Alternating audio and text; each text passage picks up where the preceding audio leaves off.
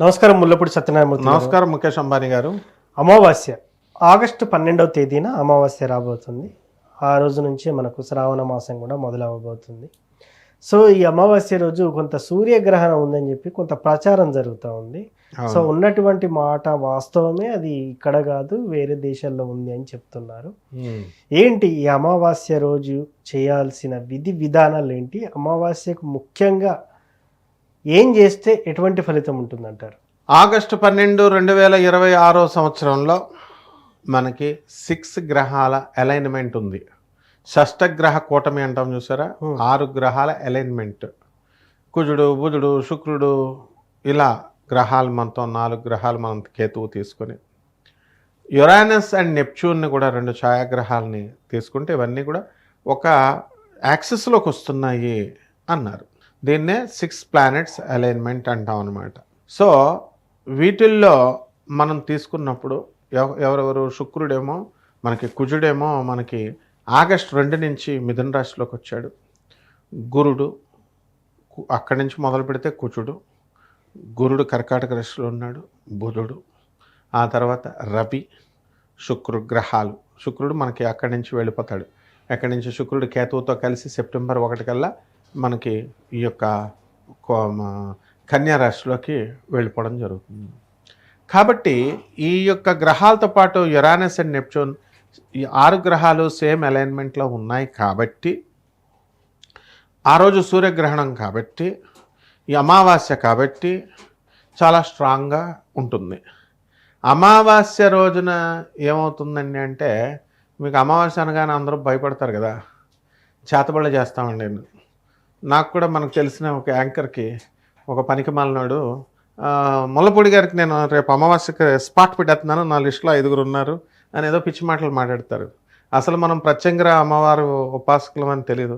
ప్రత్యంగిర అమ్మవారి సాధన మనం చేస్తున్నామంటేనే జస్ట్ మనకి అలాంటి పిచ్చి మాటలు మాట్లాడినా అమ్మవారు తీసి విసిరికూడద్దు అనమాట. ఈ దెయ్యాలని భూతాలని పూజ చేస్తున్నామని జడిపించుకుంటూ ఉంటారు వీళ్ళంతా. వీళ్ళు గురువుల రూపాల్లో ఉంటూ ఏదో 4 మొక్కలు చెప్తున్నట్టుగా చెప్తూ ఇలాంటి పిచ్చ దెయ్యాలకు చేస్తున్నాం, చేతబళ్ళు చేస్తామని జడిపించే వాళ్ళకి తప్ప నిజంగా ఇలాంటి చేతబళ్ళు గీతబళ్ళు ఏం ఉండవు అనమాట. ఓన్లీ మనకి అమావాస్య రోజున ఏం చేయాలండి అని అంటే, జాగ్రత్తగా మహాలక్ష్మి ఆరాధన చేసుకోవాలి. ఆ రోజు ఆ అమావాస్య రోజున శుభ్రంగా మనకి ఆ గ్రహణం అనేటటువంటిది మనం పట్టిన సమయంలో శూలలు ఉంటాయి. గ్రహణ శూల అనేటటువంటిది గ్రహణం పట్టే టైము, గ్రహణం విడిచే టైము.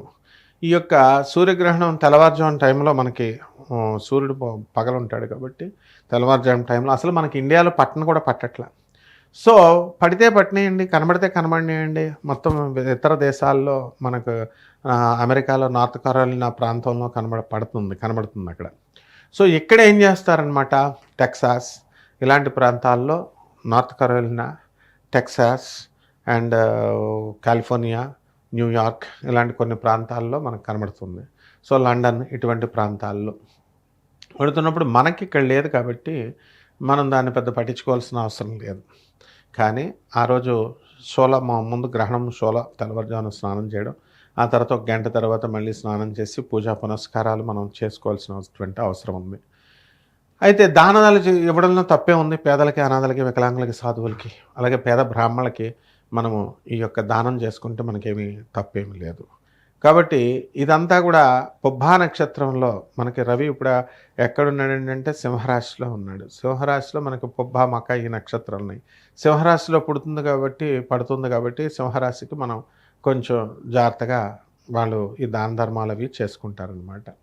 సో ఇక్కడ ఏమవుతుందంటే, ఈ యొక్క గ్రహణ సమయాలలో మనము అది వదిలేస్తే, మామూలు అమావాస్య రోజు కాబట్టి ఆ రోజు శుభ్రంగా తలంట స్నానం చేసి మహాలక్ష్మీదేవికి కలశం పెట్టుకొని ఆ అమ్మవారి ఆరాధన చేసుకుంటూ మనం ఉన్నట్లయితే తప్పకుండా మనకి మామిడాకులు ఇవన్నీ అలంకారం చేసుకుంటాం, తమలపాకులు పెట్టి మహాలక్ష్మి అష్టోత్తరము, మహాలక్ష్మి సహస్రము లేదా లలితా సహస్రం ఏదైతే చదువుకొని మనం నైవేద్యం కింద ఆ పాయసానాన్ని పెట్టి, ఏదైనా కటికి బెల్లం ముక్క, మామూలు బెల్లం ముక్క కూడా పెట్టచ్చు.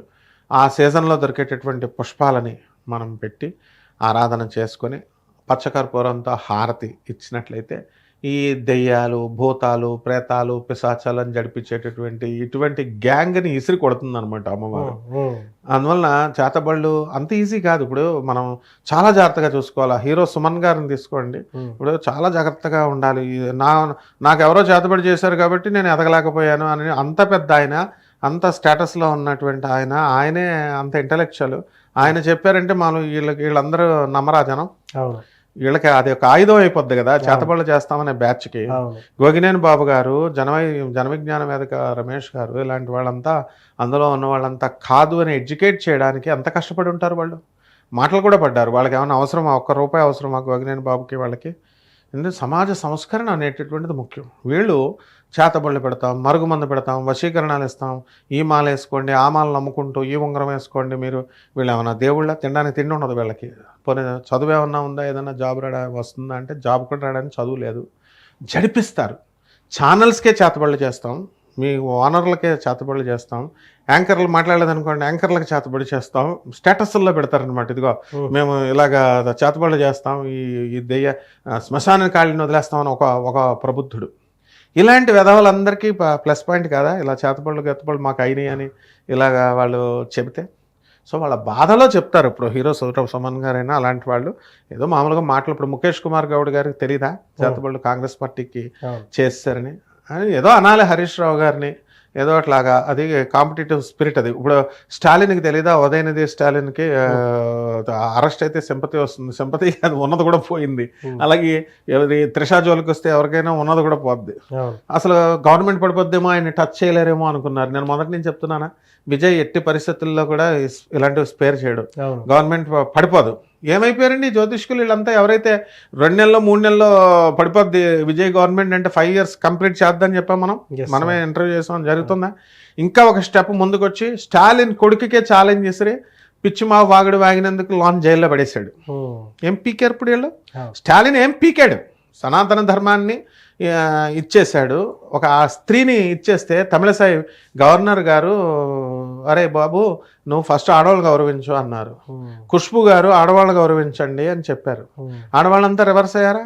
ఆడవాళ్ళు ఓటర్లు ఎవరు స్టాలిన్ గారికి వేయరు, ఉదయ్ స్టాలిన్కి వేయరు. సో పిచ్చి పిచ్చి మాటలు మాట్లాడకూడదు. ఈ చేతబళ్ళ బ్యాచ్ కూడా అంతే అవుతుంది పరిస్థితి. ఏంటంటే మరుగు మందులు, చేతబళ్ళు, వశీకరణలు, వాళ్ళ వృత్తి కావాలంటే డబ్బులు తెచ్చుకోండి అంతే, అంతవరకే. బట్ సొసైటీలో ఉన్నటువంటి నమ్మకాలని దుష్ట నమ్మకాలను పెడితే ఊరుకుంటారా చదువుకున్న వాళ్ళు? No, we don't entertain. So అది కాకుండా మళ్ళీ తిండి పెట్టే ఛానల్స్ని అంటారా గాడిదలు? కాకపోతే యాంకర్లు ఇప్పుడు మీరుంటేనే కదా అవతల ప్రొజెక్ట్ అయ్యేది. మేము మీరే లేనప్పుడు మేమేంటి? ఛానల్ లేనప్పుడు మేమేంటి? ఛానల్ని బెదిరిస్తారు, యాంకర్లను బెదిరిస్తారు. ఇవేవో ఇలా చేస్తే అది శుద్ధ తప్పనమాట. తోలు తీసేయాలి ఇలాంటి వాళ్ళందరికి కూడా. అందువల్ల ప్రత్యేకంగా అమ్మవారి తోలు తీసేస్తుంది. ఈ అమావాస్య కోసం ఏమి భయపడాల్సిన పని లేదు. మహాలక్ష్మి తల్లికి చేసుకుని గుడోదక నివేదనం చేస్తే చాలమ్మా. సో అమావాస్య రోజు ఏం చేయాలని చాలా చక్కగా వివరించారు గురుగారు. ధన్యవాదాలు. ధన్యవాదాలు.